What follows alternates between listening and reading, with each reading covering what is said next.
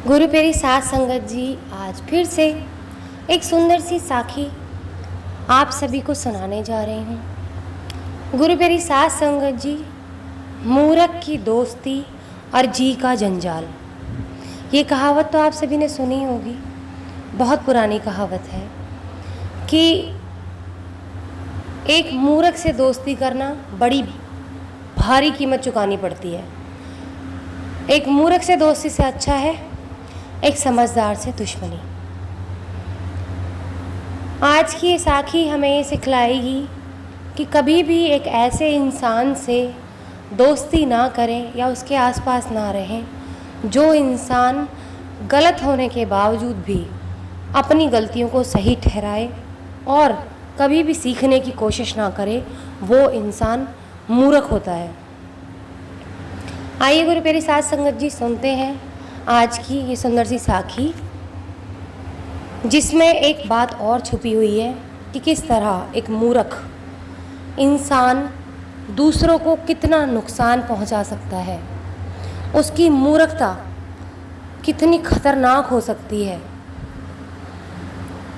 ये कहानी है एक गुरु की और उनके शिष्यों की। एक गुरु अपने आश्रम में अपने बच्चों को, अपने शिष्यों को पढ़ाया करते थे। सभी शिष्य बहुत अच्छे थे, बहुत इंटेलिजेंट, यानी कि बहुत होनहार, यानी कि गुरु ने जो सिखाया एकदम से सीख जाते थे। लेकिन एक शिष्य ऐसा था जो ना तो सीखता था और ना ही सीखने की कोशिश करता था। गुरु उसको जो भी काम बताते वो उससे उलट ही करता। अपने आसपास के लोगों की बताई हुई बातों को भी नहीं सुनता था। जो अपने गुरु की नहीं सुनता वो किसी और की खैर क्या ही सुनेगा। गुरु को बड़ी चिंता होती थी कि इसका क्या भविष्य निकलेगा इस शिष्य का। मुझे नहीं लगता कि इसका कल्याण हो सकता है, क्योंकि जो इंसान सीखना ना चाहे उसका कभी कल्याण, कभी उद्धार नहीं हो सकता। तो गुरु प्यारी साध संगत जी, एक दिन उसी के भले के लिए, उसको सिखाने के लिए गुरु ने एक आखिरी कोशिश की, क्योंकि वो थक चुके थे। वो जितनी बार उस शिष्य को बताते, 100 बार क्या 200 बार बड़ी प्यार से बताते, लेकिन वो शिष्य उस काम को वैसा ही गलत तरीके से करता जैसा कि बिना बताए वो करता है। बताने के बाद में भी वो उस काम को गलत ही करता था। अब गुरु उसको अपने साथ ले गए। रास्ते में उनको स्नान करने के लिए जाना था। उसने अपने शिष्य को समझाया, यानी कि गुरुजी ने अपने शिष्य को समझाया कि बेटा, ये कपड़े मैं तुम्हें देकर जा रहा हूँ। मेरे पास यही कपड़े हैं, एक जोड़ी कपड़े हैं जो मैं आश्रम से लेकर आया हूँ। जब मैं बदलने के लिए कहूँ तो तुम ये कपड़े मुझे पकड़ा देना, और ध्यान रहे कि मुझे राजा के यहाँ जाना है।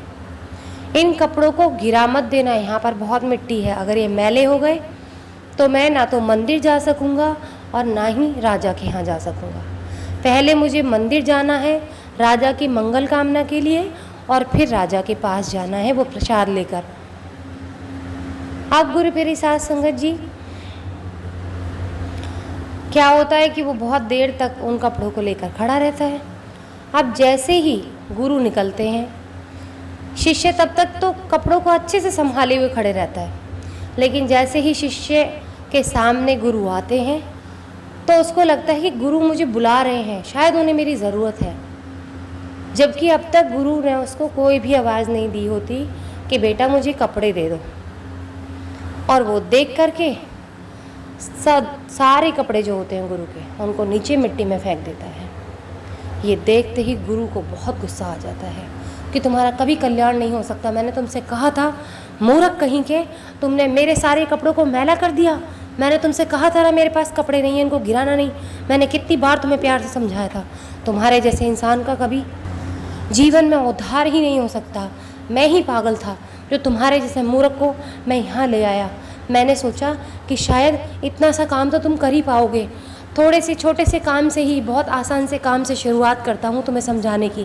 क्या पता तुम्हें आज तक जीवन में मुश्किल काम मिले हो मेरे आश्रम में, तो मैं एक छोटे से काम के लिए तुम्हें ले आया, तुम्हें समझाने के लिए कि चलो थोड़े थोड़े काम से एक पहली पहली सीढ़ी चढ़ाता हूँ इसको। क्या पता ये धीरे धीरे सीखे, लेकिन तुम जैसा इंसान कभी नहीं सीख सकता। सिर्फ बुरा करने के तुम कुछ नहीं कर सकते किसी का। अब गुरु प्यारी साध संगत जी, वो शिष्य अपने गुरु से कहता है कि आप मुझे दूसरा काम दे दो, मैं उसको अच्छे से कर दूंगा। अब इस बात पे गुरु को और गुस्सा आता है कि वो माफ़ी मांगने की बजाय गुरु से और कह रहा है कि मुझे दूसरा काम दे दो। गुरु ने फिर भी अपने गुस्से को शांत किया।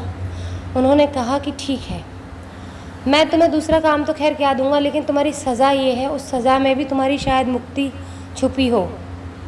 तुम एक काम करो, यहाँ पर पत्थर पड़े हैं इस नदी के पास, और ये पहाड़ है, इस पहाड़ पर तुम इन पत्थरों से राम नाम लिखो। तो गुरु प्यारी साध संगत जी, गुरु ने कहा कि जब तक मैं आदेश ना दूं, जब तक मैं वापस ना लौटूं, तब तक तुम राम लिखना बंद मत करना। क्या पता राम लिखने से तुम्हारा उद्धार हो जाए, ये काम करने से तुम्हारा उद्धार हो जाए।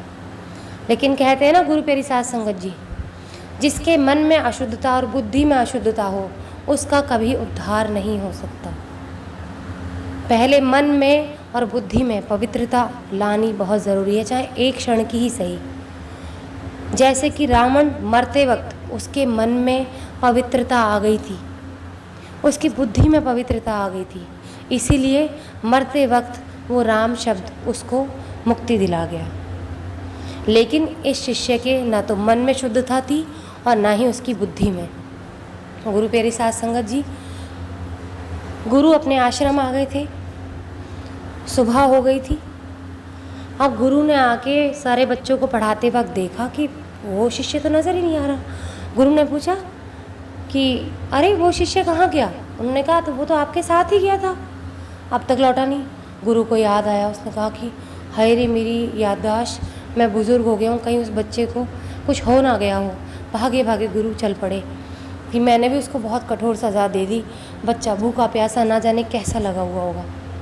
गुरु प्यारी साध संगत जी, वहाँ से वो गुरु चल पड़े, भागते भागते गए और वहाँ जाकर देखा तो उनके पैरों के नीचे से ज़मीन निकल गई। उन्होंने जाते ही शिष्य को कहा, हाय रे तूने क्या कर दिया? शिष्य ने बोला, मैंने क्या किया? वहाँ जाकर गुरु ने देखा कि उसने मासूम जानवरों की लाश बिछा रखी थी और उनके खून से राम लिखे जा रहा था, उनको मार मार के, क्योंकि वो पत्थर घिस चुके थे, पहाड़ के पास के जो भी पत्थर पड़े थे वो घिस गए थे। अब उसको पहाड़ के पास जितने भी जंगली जानवर दिखाई दिए उनको मारता गया और मारते मारते उनके खून से राम लिखने लगा। गुरु प्यारी साध संगत जी, गुरु की हालत बहुत ख़राब होगी कि मैंने क्या सिखाया था मेरे शिष्यों को। मैंने कभी किसी जीव की हत्या करने के लिए, उसको एक खरोच भी पहुंचाने के लिए मैं कितना मना किया करता था। इसने जान ले ली मासूम जानवरों की, उनको मार दिया। मैंने इसको राम लिखने को कहा था, राम के नाम को भी इसने मैला कर दिया। अब शायद मुझे नर्क में भी जगह नहीं मिलेगी। ये मेरा ही कसूर है जो मैंने इस मूर्ख को, इसके उद्धार के लिए मैंने कोई काम दिया।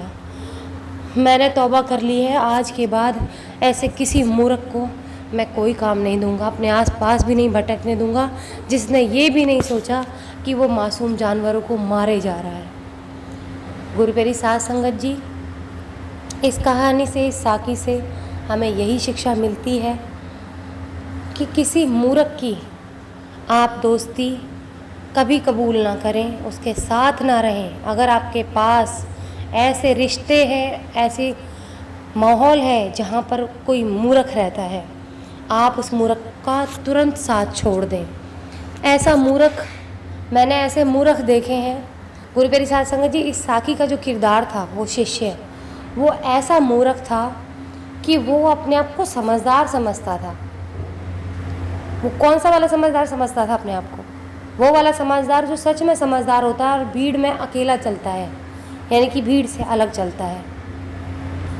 वो अपने आप को ये सोचता था कि ये तो सारे मूर्ख हैं, समझदार तो हमेशा अकेले चला करते हैं। वो खुद को सच वाला समझदार समझने लग गया, सिर्फ इसलिए कि वो अलग था। हर विभिन्नता, हर अलग तरीके का जो हमारे अंदर एक अलग, चाहे वो खूबी है या कमी है। खूबी अच्छी होती है अलग, लेकिन अगर वो कमी है तो वो घातक हो सकती है, जैसे कि उस मूर्ख की कमी घातक बनती गई। ऐसे लोग कभी भी अपने आप को जीवन में गलत नहीं मानते, ना अपनी गलती मानते, और किसी समझदार की, किसी अच्छे इंसान की ज़िंदगी बर्बाद कर देते हैं। वो अड़े रहते हैं इस बात पे कि वो सही है, जबकि वो गलत होते हैं, और किसी मासूम की ज़िंदगी बर्बाद कर देते हैं। तो ऐसे किसी मासूम की ज़िंदगी बर्बाद ना होने दें। अगर अपने आसपास कोई मूर्ख देखें तो किसी समझदार के साथ अगर वो रह रहा है तो उस समझदार की रक्षा ज़रूर करें और उस मूर्ख को तुरंत वहाँ से हटा दें। आज इसी के साथ इस सुंदर सी साखी को यहीं समाप्त करना चाहूँगी।